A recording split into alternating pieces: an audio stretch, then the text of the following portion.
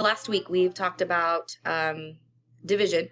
We're going to continue talking about division with remainders. We're also going to practice with our 3 reads. So like what we've been doing this morning, we practiced reading through the question, finding important information, underlining the question that they're asking us to see what numbers we need and don't need, right? So first we're going to start with our Wednesday mation. Clemente, I'm not going to record this part because this is not part of the lesson. So I went ahead and put the link in the chat. We already did our Wednesday mation. Oops, I think I skipped one.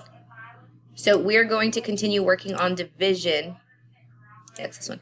We're going to continue working on division and looking at our remainders. So I'm going to work through this example with you, and then you all are going to practice doing the same exact steps and strategies that I go through right now. So let me go through this one really quick. We're going to do our 3 reads. I will ask for volunteers to read for me. We're going to underline and highlight important information for our question, and then we're going to solve. So for those of you that were not here this morning at Flex Group, I showed this morning a strategy that you're going to see on your test for Friday. So you know how normally we have a Pear Deck that we use to put our work on, and then we have the Eduphoria test where you put your answers in. So on your slides, there's going to be a little T-chart, and it's a MA, and it's going to say QA. So we have a math answer and a question answer. For those of you that were here this morning, you know what I'm talking about. For those of you that were not, I will show you right now on the Pear Deck. Okay. So I'm going to make all of my sizers itty bitty. And then I will also show you what I was talking about in regards to that little T-chart. So this morning, the Flex group that joined me got to see this little T-chart in action. So on your test on Friday, your question document or your answer document, your math answer is going to go on this side, and it's going to look very similar to this. And your question answer is going to be on this side. Can somebody that was here this morning explain what I mean by that? Raven, go ahead. So the math answer is different than the real question answer, because with the math answer, it's just like dividing and saying the answer that you get, but then if you read like the question and it asks you like how many boxes will I need, and there was like a remainder of 5, on the question answer you round up, and imagine there was like 16 and then a remainder of 5, so it's actually 17 boxes. Yeah. And what Raven's talking about in regards to the boxes, she's talking about a problem. She's using a problem that we did this morning as an example. Okay. I will show you also with this question. So make sure you're following along. We're going to read it 3 times. Can I have one volunteer to read it the first time? Aiden, go ahead, babe. I was stretching. Oh, you want to read? I was going to say, do you want to read it anyway? Vicky's mom made brownies for 5 big cells last month. She placed 6 large chocolate chips on top of each brownie. She bought a total of 4,100 chocolate chips. How many brownies did Vicky's mom top with the chocolate chips? Were any of the chocolate chips left over? If so, how many? So this is a loaded question. There's a lot of questions and things happening in here. Okay, so let's just talk about first, what is this question talking about? Not my quantities, not my numbers, not my question, but what is this problem talking about? Raven? It's talking about Vicky's mom making brownies for bake sales. So Vicky's mom and the bake sale, right? She's making items for a bake sale. Can I have a volunteer that would like to read the second time?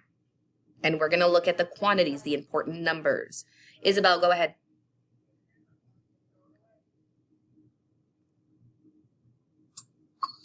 Vicky's mom made brownies for 5 bake sales last month.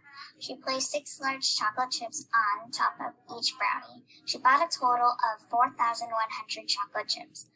How many brownies did Vicky's mom top with chocolate chips? Were any chocolate chips left over? If so, how many? Okay. Isabel, since you read that for me, can you tell me what quantities, what numbers are important to this question? What do I need to underline? 4,100. 4,100 chocolate chips, right? Because that's what they're talking about. What else?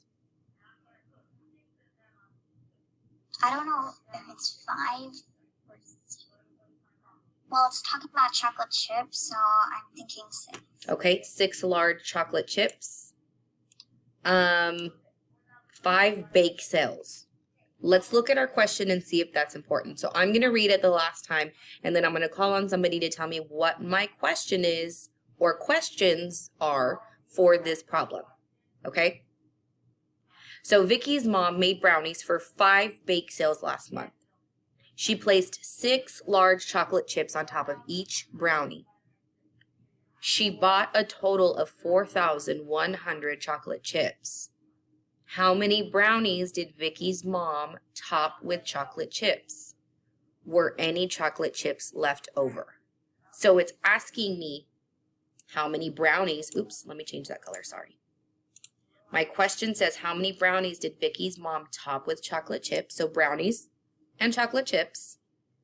Were any chocolate chips left over? The amount of bake sales, is that important? It is not. So this is a distraction number. So what are my 2 important quantities that I'm going to need to solve this problem? Ryan?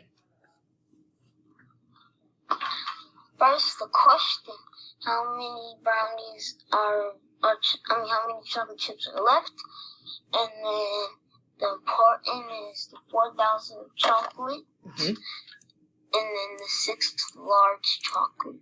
So he's saying that the 2 important numbers are 4,100 chocolate chips and the 6 large chocolate chips on each brownie. Right, Ryan? Is that what you were saying? Okay. So, and the question, right? Yeah, and we have that. We said brownies, chocolate chips. How many chocolate chips are left over if she put 6 on each? So let's draw a picture first before we set up our problem. Okay? So before we do anything, so she bought 4,100 chocolate chips. I'm going to abbreviate it with CC. Okay? On each brownie, they're saying she put 6 large chocolate chips. Okay, so on one brownie, this is how many she put. What is my equation going to look like to see first how many brownies she covered in chocolate chips? Ryan and Raven, I'm muting you. Josh, go ahead and tell me.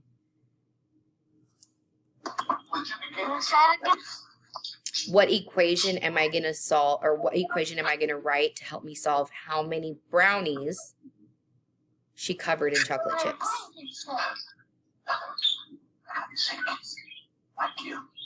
If we knew how many were on the tab, that she made that a time. Okay. What do I need to write first? What equation do I need to write first? David?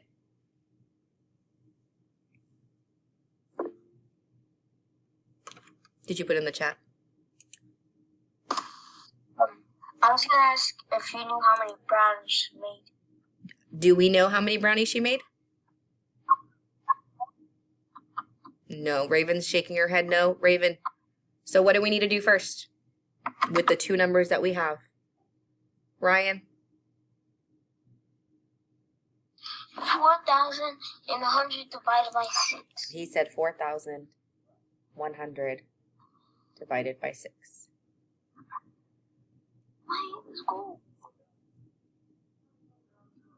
So I'm going to pause my recording for a second. I'm going to let you guys solve, and I'm going to set my problem up on Pear Deck. Okay, so you should have your big 7 here. You have 4,100 divided by 6. This is going to tell us how many chocolate chips we have left over, if we have any left over, right? Because we have chocolate chips and 6 per brownie. What do I need to do first? What digit do I need to look at first, Raven? We need to look at the 4 and the 4,000s. Okay, so I need to look at 4 in the 4,000s. Can I divide 6 into 4? So if I do 6 times 1, is it going to give me 4? No, because that's making it larger. That's You too can do large. that. So I need to go to my next digit, 4 and 1. So 41. 6 times blank is going to give me something close to 41. So let's count by 6s. Josh, you have the answer or you have a question? Okay, wait, because we need to walk through it. So 6 times 1 is 6. 6 times 2 is... Guys, just unmute. I need to hear answers. I need to know that you know your fact families. 12. 12. 6 times 3. 18. 24. 30. 6 times 3. I haven't heard the answer to 6 times 3. 6 times 3. 18. 6 times 4. 24. 24. 6 times 5. 30. 30. 6 times 6. 36. 36. 6 times 7. 42. 44. So it's 6 times 6. 6 times 7. I heard 44 and 46. What is my answer? No, 42. 40. 42.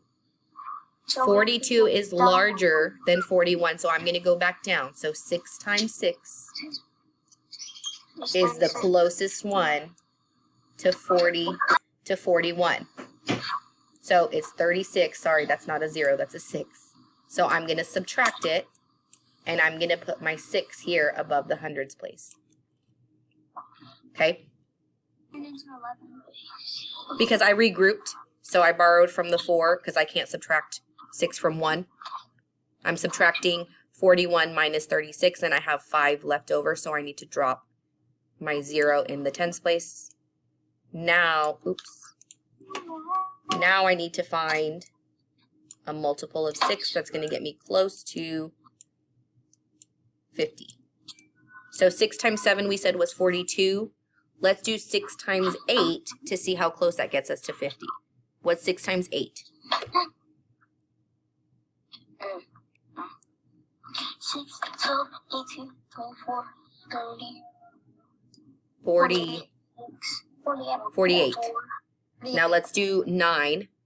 What is my answer for 6 times 9? Josh? 54. So that's too big, right? So we're going to do 8. What was 6 times 8?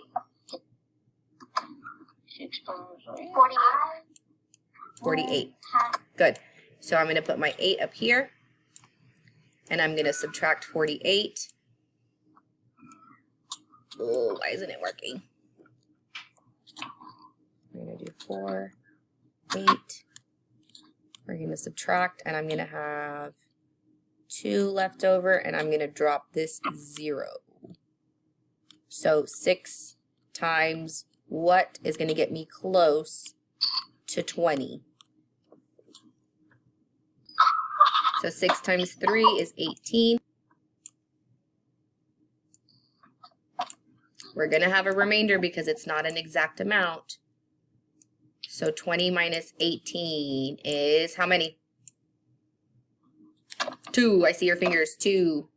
I'm going to put my thing here. Oops, off to the side since I don't have space. My remainder is 2. So my math answer is what? What am I going to put in my math answer side? 683 with the remainder of what? 680. Show me on your fingers. 2. Okay. And my question said, how many chocolate chips were left over, since that's what we were solving right now. How many chocolate chips were left over? Out of the 4,100. 2, good. So that's how many were left over. Now my question says, how many brownies did Vicky's mom top with chocolate chips?